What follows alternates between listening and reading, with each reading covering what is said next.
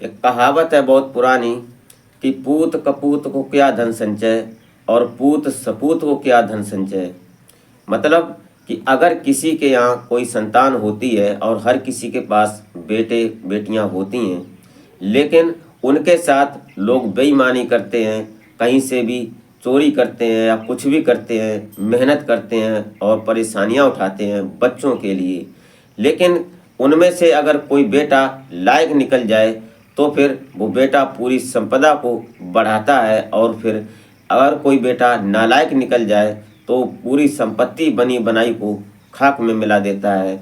और आज भी कुछ ऐसा ही होता है। आज से 200 साल पहले कि एक बेटा, एक ऐसा रतन पैदा हुआ जिस रतन ने पूरे भारत में क्या, देश विदेशों में कई मुल्कों में अपने नाम के दिए जलवा दिए। उनको कहते हैं रतन टाटा, नोबल रतन टाटा, क्योंकि वो एक गोद लिए हुए औलाद थी, एक गोद लिए हुए बेटे थे, एक गोद लिया हुआ हीरा था। और आज वो हीरा हमारे बीच में नहीं रहा। उनके लिए हम कई बार, हम क्या, हमारा देश नमन करता है। तो दोस्तों, इस घटना में आप बराबर बने रहिएगा और कहानी को पॉइंट टू पॉइंट समझते हैं कि रतन टाटा जी कैसे, कहाँ से इन्होंने शुरुआत की, कब इनका जन्म हुआ और उसके बाद आज हमारे बीच नहीं है, तो उनको श्रद्धांजलि देने के लिए बात करते हैं। तो आशा करते हैं कि आप अपने परिवार, अपने परिजनों के साथ बेहद खुश, मस्त और खुशहाल लाइफ एंजॉय कर रहे होंगे। तो वीडियो जरा सी भी अच्छी लगे तो एक लाइक और एक कमेंट अवश्य कर दें। अगर चैनल को सब्सक्राइब नहीं किया है तो चैनल को एक बार सब्सक्राइब कर लें और पास वाली घंटी को अवश्य दबा दें। तो नमस्कार, प्रणाम, मैं अजय कोहली। आज की जो सच्ची घटना मैं आपको सुनाने जा रहा हूँ, एक कहानी, घटना जो आज का कुछ भी कहा जा सकता है कि हमारे देश के उस हीरे की बात है, उस रतन की बात है जो कि आज हमारे बीच नहीं है, जिन्होंने हमारे देश में क्या विदेशों में भी कई मुल्कों में अपने नाम के दिए जलवाए। उन साहब की बात करते हैं, उन सर की बात करते हैं, रतन टाटा जी की। तो शुरुआत करते हैं उनके शुरुआत, जहाँ से उनकी शुरुआत होती है। दोस्तों, अब से लगभग 200 साल पहले गुजरात का एक, गुजरात प्रदेश का एक जगह पड़ती है, गांव पड़ता है नवासारी गांव। और नवासारी गांव में एक परिवार रहा करता था, जो कि परिवार में जो मुखिया थे उनका नाम होता है नरवान जी टाटा। अब नरवान जी टाटा जो होते हैं, इन उस समय की बात है, अब से लगभग 200 साल पुरानी बात है।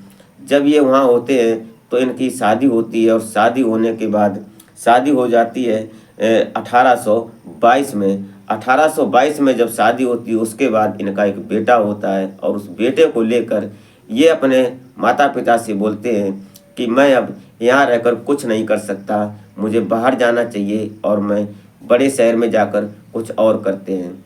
ये वहाँ से निकलते हैं और उसके बाद पहुँचते हैं बॉम्बे। उस समय बॉम्बे था और आज मुंबई है। मुंबा नगरी के नाम से जाने जानी वाली मुंबई, कई एक नाम बदले इनके समय के हिसाब से, तो आज मुंबई है, उस समय बॉम्बे हुआ करता था। अब ये बॉम्बे पहुंचते हैं, जो इनका बेटा होता है उनके साथ को लेकर। अब इन्होंने पहला कारोबार, अपना पहला बिजनेस शुरुआत की कॉटन से, कपड़े से। और कपड़ा का काम इन्होंने जब डालते हैं नरवान जी टाटा, तो पता चलता है कि काम चल पड़ता है, निकल पड़ता है और इनकी हर जगह डिमांड होने लगती है। धीरे धीरे इन्होंने काम आगे बढ़ाया और 1989 में जब इनके बेटा जो होते हैं जमशेद जी टाटा, ये इनके काम को आगे बढ़ा रहे थे और ये चले जाते हैं। इनकी लगभग उम्र 20 साल होती है। उसके बाद जो इनके पिता होते हैं नरवान जी टाटा, ये बोलते हैं कि बेटे काम को प्रोसीड करो, आगे बढ़ाओ और काम को भगाने की कोशिश करो। और ऐसा ही इनका बेटा, वो भी इनसे 2 गुना काम आगे बढ़ाने की कोशिश करते हैं और ये देश विदेशों में जाते हैं। उसके बाद अपने देशों में कई एक जगह जाते हैं। वहाँ जाने के बाद काम को आगे बढ़ा रहे थे। 1889 में बॉम्बे में एक जगह पड़ती है, काला घोड़ा जगह नाम से जाना जाता है। यहाँ पर एक होटल होता है, आठ सांस होटल। यहाँ पर इस होटल में जब ये जाते हैं, ये जमशेद जी टाटा अपने परिवार के साथ, इनकी भी शादी हो चुकी थी, तो इनकी फैमिली के साथ जब ये उस होटल में जाते हैं तो वहाँ दरबानियों ने इनको रोक दिया कि यहाँ पर आप नहीं जा सकते, यहाँ पर विदेशी सैलानी ही आते हैं। इन्होंने अपना परिचय भी दिया लेकिन वहाँ अंदर इनकी एंट्री नहीं होती है। उस दिन इन्होंने कसम खाई कि मैं इस मुंबई में एक ऐसा होटल बनाऊंगा जहाँ पर महंगी सुविधाएं होंगी लेकिन किसी की नो एंट्री नहीं होगी। जिसके पास उस वहाँ का खर्च उठाने की क्षमता होगी वो इस होटल में आ सकता है। उसके बाद धीरे धीरे समय आगे बढ़ता है और दिन पर दिन इनकी कहानी आगे बढ़ती जाती है और उस काम को आगे बढ़ाते जाते हैं। इन्होंने कंपनियां डालना शुरू कर देते हैं। स्टील में भी इन्होंने हाथ आजमाना शुरू कर दिया और काम आगे बढ़ता रहता है। 1903 में गेटवे ऑफ इंडिया जो समुद्र के किनारे, वहाँ पर इन्होंने एक होटल की शुरुआत की और होटल का नाम दिया इन्होंने द ताज होटल। और ये ताज होटल जब बनता है तो वो देश के लिए नहीं विदेशों में भी इस ताज होटल का नाम होता है। अब इस समय जब ये होटल चल पड़ता है तो वहाँ जो लोग आते थे उसकी तारीफ करने में थकते नहीं थे। इंडिया से आए या विदेश से आए जो भी वहाँ आता था वहाँ पर सेल्फी लिए बिना नहीं जाता था। अंदर जाकर भी सेल्फी लेते थे, बाहर से भी सेल्फी लेते थे, वहाँ पर वीडियो बनाते थे। वहाँ पर कई एक मूवी की शूटिंग भी होती है। उसके बाद समय आगे बढ़ता है और जमशेदजी टाटा के 2 बेटे होते हैं। उनमें से बड़े बेटे का नाम होता है रतन टाटा और छोटे बेटे का नाम होता है जिमी टाटा। उसके बाद पत्नी की उनकी तलाक हो जाती है घर में किसी विवाद की वजह से। फिर ये दूसरी शादी करते हैं और दूसरी शादी से इनकी जो पत्नी आती हैं उनसे एक बेटा और होता है जिसका नाम होता है नोएल टाटा। 1955 में ये विदेश पढ़ने चले जाते हैं और वहाँ पर इनको प्यार होता है जो रतन टाटा जी होते हैं। वहाँ पर एक अंग्रेजन लड़की से प्यार हो जाता है। लेकिन उसी समय 1962 में इनकी जो दादी होती हैं जो कि नरवानजी टाटा की पत्नी होती हैं, वो जो दादी थीं वो बीमार हो जाती हैं और इसके लिए इनके पास संपर्क किया जाता है। और उस लिए ये 1962 में जब विदेश से अपने इंडिया आ जाते हैं, यहाँ पर आने के बाद ये यहीं पर रह जाते हैं और रहने के बाद यहाँ पढ़ाई तो इनकी चल ही रही थी। धीरे धीरे वक्त का पहिया आगे बढ़ रहा था और काम प्रोसीड पर था। जो कंपनी ये बना रहे थे, जिस कंपनी में भी हाथ डालते हैं वो कंपनी आगे बढ़ रही थी। ये इतिहास था इनका। उसके बाद जब ये उस लड़की से इनका संपर्क नहीं हो पाता है और तब तक जो वो लड़की यहाँ आने को लिए तैयार थी लेकिन उस लड़की के पिता ने यहाँ पर आने से इग्नोर कर दिया, मना कर दिया था, क्योंकि उस समय चीन और भारत का झंझट चल रहा था, लड़ाई झगड़ा चल रहा था इसलिए। उसके बाद जब ये यहीं पर रह जाते हैं तो इनका फिर एक बॉलीवुड मूवी की एक हीरोइन होती हैं जिनका नाम था जिमी ग्रेवाल। और जिमी ग्रेवाल जो होती हैं इनकी एक मूवी आई थी, जैसे कि कर्ज मूवी आई थी जो ऋषि कपूर साहब के साथ में थी। वो मूवी एकदम सुपर डुपर हिट रही थी और कई एक मूवी उन्होंने दी जिमी ग्रेवाल जी ने। उनसे इनका शुरुआत हुई है प्यार की, लेकिन वो प्यार भी अंजाम तक नहीं पहुंचा। फिर कई एक बार मतलब 2-3 इनकी शादी की बात हुई और कई एक लड़कियों से इनका संपर्क भी हुआ कि शादी होगी, लेकिन शादी तक पहुंचते पहुंचते किसी न किसी कारणवश शादी नहीं हो पाती है। धीरे धीरे जब इनका काम आगे बढ़ने लगता है तो इन्होंने एक टाटा ग्रुप जो बनाते हैं जिसमें स्टील और उसमें गाड़ी की एक जो व्हीकल कंपनी बनाते हैं, उसमें लगभग 4000 वर्कर काम कर रहे थे। उसी समय जब इनके पास एक गैंगस्टर ने धमकी दी और कुछ रंगदारी मांगने की कोशिश की तो इधर रतन टाटा जी पूरे बिजनेस को संभाल रहे थे। तो इन्होंने सोचा कि ऐसा करते हैं कि हम रंगदारी न देकर अपनी जो लेबर है और जो हमारे यहाँ वर्कर हैं जो हमारे यहाँ काम कर रहे हैं, हम उनको ही कुछ बढ़ाकर समझेंगे, इसलिए कि वो हमारी फिर हेल्प करेंगे और हमारा काम को आगे बढ़ाएंगे। और ऐसा ही उन्होंने किया कि जो वर्कर थे उनको जब पूरी तरह से सब आगे करके मिलने लगा, बढ़कर मिलने लगा, तो उन्होंने फिर सब काम को आगे बढ़ाया और रंगदारी नहीं दी गई। धीरे धीरे काम आगे बढ़ता रहा। फिर उसके बाद 2008 में फोर्ड कंपनी एक आती है और फोर्ड कंपनी जब इन्होंने 1998 में जब इन्होंने इंडिका का शुरुआत की, इंडिका लॉन्च की अपनी कंपनी से, तो इंडिका गाड़ी तो बढ़िया थी लेकिन हर किसी के दिल पर बैठ नहीं पाई। धीरे धीरे वो कंपनी जो थी इंडिका बनाने वाली टाटा की, वो धीरे धीरे डाउन होने लगी और इनको लॉस होने लगा।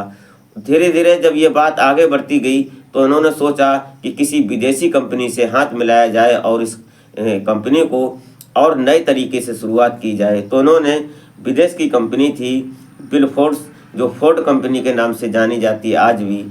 इनके जो मालिक होते हैं विलफोर्ड्स, इनसे जब मिलते हैं, इनको यहाँ बुलाते हैं, जब इस कंपनी के बारे में बात करते हैं तो विलफोर्ड्स ने टाटा जी की थोड़ी इंसल्ट कर दी और बोला कि जब तुमको इनकी इस कंपनी के बारे में और व्हीकल्स के बारे में तुमको अगर ABCD नहीं मालूम है तो तुमने क्यों ये काम आजमाया। ये बात कहीं ना कहीं रतन टाटा जी को घाव कर गई और जब वो घर वापस आ रहे थे तो उन्होंने इस कंपनी को उनके साथ सम्मिलित होने से इग्नोर कर दिया, मना कर दिया। अब जो विलफोर्ड्स थे वो यहाँ से खिसिया कर यहाँ से चले जाते हैं। उसके बाद समय आता है 2008 और 2008 में इन्होंने जो विलफोर्ड्स की कंपनी थी, जिसमें कंपनी जो थी उसमें काम होता था, इसमें गाड़ी बनती थी लैंड रोवर जैसे जैगवार टाटा की। ये टाटा नहीं थी उस समय, ये फोर्ड की कंपनी थी। ये 2008 में जब दिवालिया घोषित होती है और जब उसकी नीलामी होती है तो नीलामी में रतन टाटा जी ने सोच लिया था कि मुझे कुछ भी करना पड़े और मैं जाऊंगा और वहाँ पर बोली लगाऊंगा। और ऐसा ही हुआ जब रतन टाटा जी ने उस कंपनी को बोली लगाई, जो कि पूरे दुनिया में एक बड़ी कंपनी थी और बड़ी कंपनी का जहाँ पर नीलामी हो रही थी उस नीलामी को इन्होंने टेक ओवर कर दिया। और जब टेक ओवर करते हैं उस समय जो लैंड रोवर के मालिक थे विलफोर्ड्स, ये बात कहकर रतन टाटा जी से बोलते हैं, हाथ जोड़कर बोले कि रतन टाटा जी, तुमने हमारी कंपनी को अपने अंडर करके हमारे ऊपर बहुत बड़ा एहसान किया है।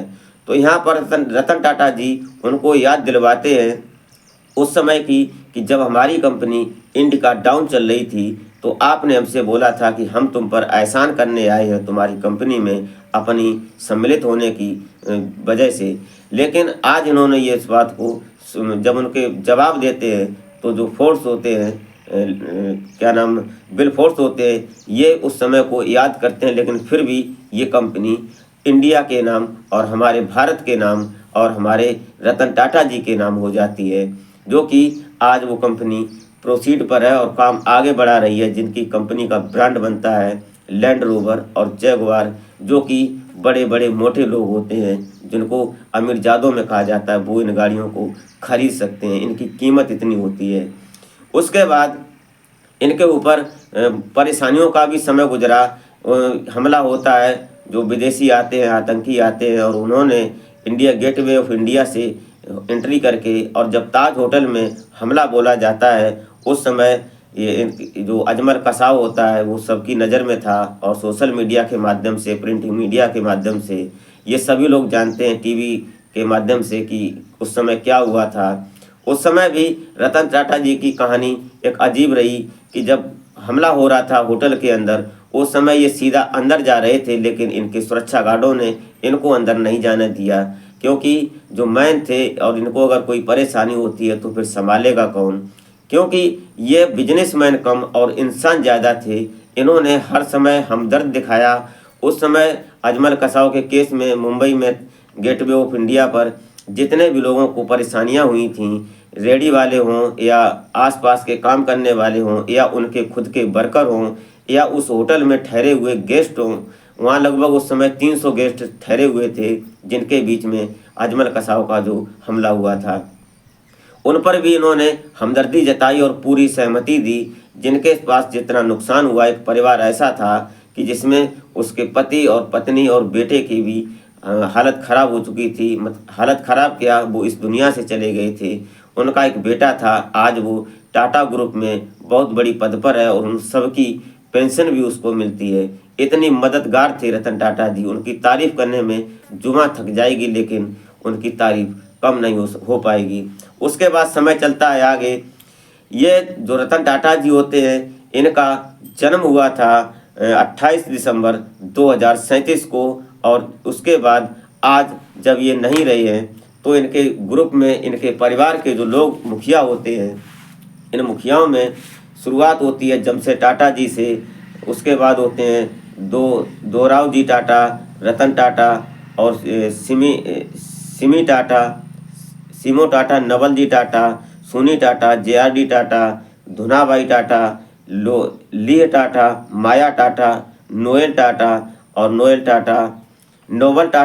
टाटा, जिमी टाटा, रतन टाटा, इनमें से सबसे कम उम्र की जो इनकी वारिस हैं जो हो सकती हैं। अभी ये बात सस्पेंस में है कि इनके उत्तराधिकारी कौन होंगे, क्योंकि इनके साथ में एक इनका दोस्त भी है और वो दोस्त इस समय से इनके साथ रहा जब इनके ऊपर परेशानियां आई थीं, बीमार हुए थे, उस समय से ये दोस्त इनके साथ में है और वो नया लड़का है, लेकिन उसके भी इरादे रतन टाटा जी जैसे ही है, क्योंकि वो भी कहीं ना कहीं हर संभवतः ऐसी ही कोशिश करते हैं कि हर परेशानी में जो परेशान व्यक्ति है उसकी मदद करना चाहिए। आज रतन टाटा हमारे बीच नहीं है, ये हमारे भारत का एक बहुत बड़ा नुकसान है, लेकिन कोई ऐसी बात नहीं।